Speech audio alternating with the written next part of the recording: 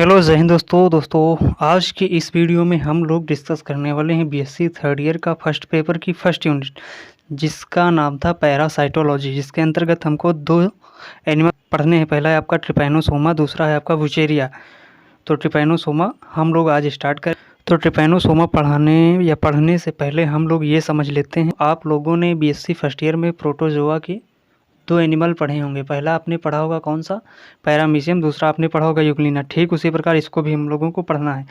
इसको पढ़ना है हम लोगों को, ये भी फाइलम प्रोटोजोआ का है। तो सबसे पहले हम लोग इसकी सिस्टमेटिक पोजीशन देख लेते हैं। फाइलम प्रोटोजोआ का है, क्लास इसकी मस्टिगोफोरा है, ऑर्डर इसका प्रोटोमोनोडिना है और जीनस इसका ट्रिपैनोसोमा है, स्पीसीज इसकी गैम्बीज है।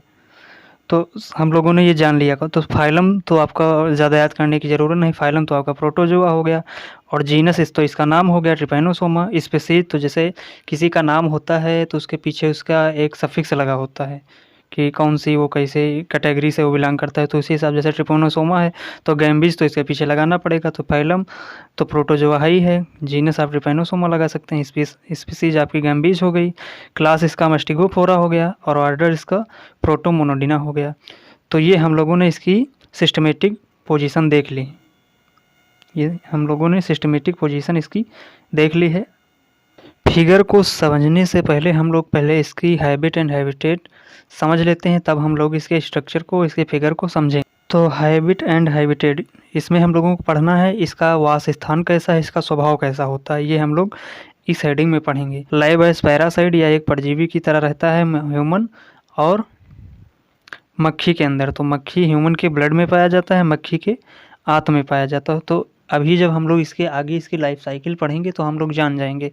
इसके दो होस्ट होते हैं, पहला होस्ट इसका मैन होता है, दूसरा होस्ट इसकी मक्खी होती है, सीसी फ्लाई। तो हम लोगों ने ये समझ लिया। अब हम लोग थोड़ा फिगर समझते हैं और फिर इसके बाद इस फिगर में जो जो है उसकी हेडिंग वाइज देख लेंगे। आप लोग अच्छे से नोट्स तैयार कीजिएगा। अब हम लोग इसका स्ट्रक्चर समझ लेते हैं। तो सबसे पहले आपको अगर इस स्ट्रक्चर का स्क्रीनशॉट लेना है तो फटाक से आप लोग स्क्रीनशॉट इसका ले सकते हैं। तो इस स्ट्रक्चर में जितने भी पॉइंट लिखे हैं उनको हम पॉइंट वाइज समझते हैं। सबसे पहले आपका आता है पेलिकल। ये जो पेलिकल होती है ये इस स्ट्रक्चर की आउटर कवरिंग यानी कि बाह्य परत पाई जाती है। फिर आपके आते हैं दो plasm, ectoplasm and endoplasm. Ecto मतलब बाह्य, प्लाज्म मतलब प्लाज्मा, तो बाह्य प्लाज्म हो गया। एंडोप्लाज्म मतलब अंतः प्लाज्म यानी कि अंदर का प्लाज्मा। और ये यहाँ पर आपका हो गया न्यूक्लियस।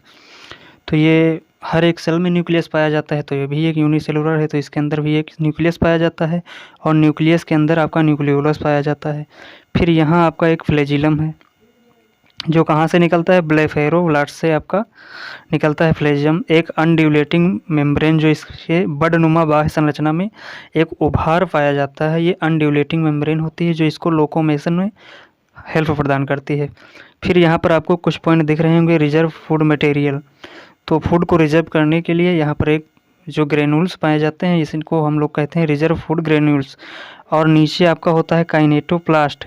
काइनेटोप्लास्ट इस सेल को यानी कि इस जीव को दो भागों में डिवीज़न या दो भागों में डिवाइड होने में हेल्प करता है। तो ये हम लोगों ने इसका स्ट्रक्चर समझ लिया। एक बार फिर से हम लोग फटाक से रिवीजन कर लेते हैं। पेलिकल इसकी हो गई आपकी मतलब जो आउटर कवरिंग होती है। एक्टोप्लाज्म मतलब अंदर का प्लाज्म, एंडोप्लाज्म मतलब बाहर का प्लाज्म। न्यूक्लियस तो हर सेल में पाया जाता है, इसके अंदर का जो पाया जाता है उसको हम लोग कहते हैं न्यूक्लियोलस। फ्लैजिलम जो होता है ये तो भाई एक पूछनुमा संरचना होती है जो लोकोमोशन में हेल्प करता है, इसी के सहारे तो हर ये पैरामीशियम यूग्लिना चलते हैं। और दूसरा आपका होता है अनड्यूलेटिंग मेम्ब्रेन, ये एक बडनुमा बाह्य संरचना में निकली रहती है। अभी हम लोग इसकी जब हेडिंग पढ़ेंगे तो उसमें समझ लेंगे अच्छे से। तो ये लोकोमेशन में हेल्प करती है। रिजर्व फूड ग्रेन्यूल्स पाए जाते हैं जिसमें फूड रिजर्व रहता है। ब्लेफेरोब्लास्ट से आपका ये फ्लैजिलम निकलता है, काइनेटोप्लास्ट इसको सेल डिवीजन में हेल्प करता है। तो ये हम लोगों ने इसका फिगर समझ लिया है। आप लोग चाहें तो इसका स्क्रीनशॉट ले सकते हैं।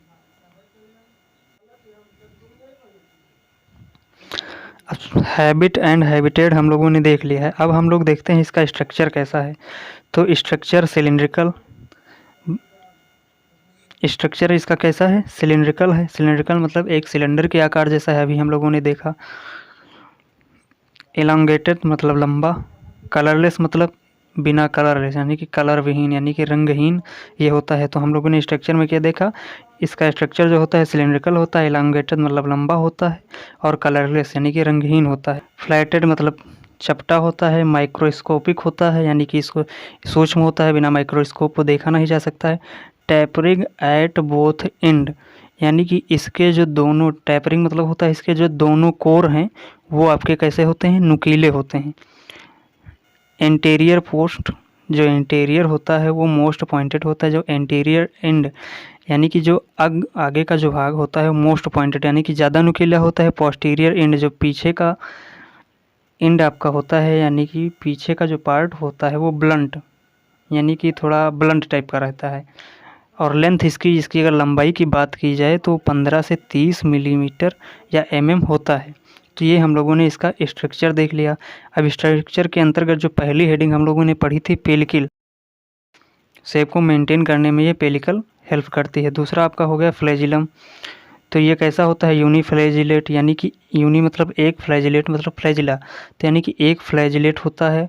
फ्रॉम ब्लेफेरोब्लास्ट यानी कि ये ब्लेफेरोब्लास्ट से निकलता है और इसके पास कैसा एक सिंगल फ्लैजिलम होता है। दूसरा आपका हेडिंग पड़ी है काइनेटोप्लास्ट, सेल डुप्लीकेटिंग बॉडी। ये जो काइनेटोप्लास्ट होता है ये आपकी सेल डुप्लीकेटिंग बॉडी होती है। जब सेल को डबल बनना होता है तो यहीं से सेल डिवीजन होता है। दूसरा आपका हो गया साइटोप्लाज्म। साइटोप्लाज्म हम लोगों ने दो प्रकार के बताया था, एक कौन सा बताया था, एक्टोप्लाज्म, दूसरा हम लोगों ने पढ़ा था एंडोप्लाज्म। तो cytoplasm divided into two region यानी कि जो आपका साइटोप्लाज्म है या दो भागों में डिवाइड रहता है, एक एक्टोप्लाज्म।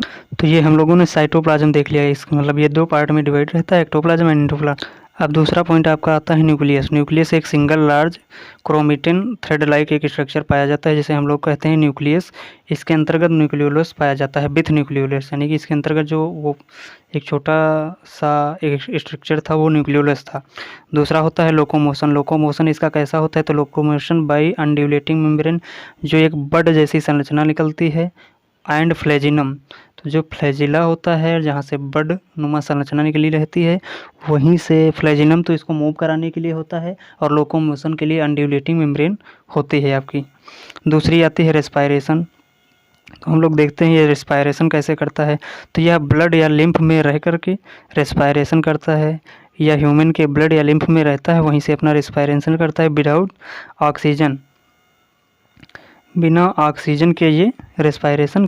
दूसरा पॉइंट आता है न्यूट्रिशन। तो न्यूट्रिशन इज सेप्रोजोइक टाइप।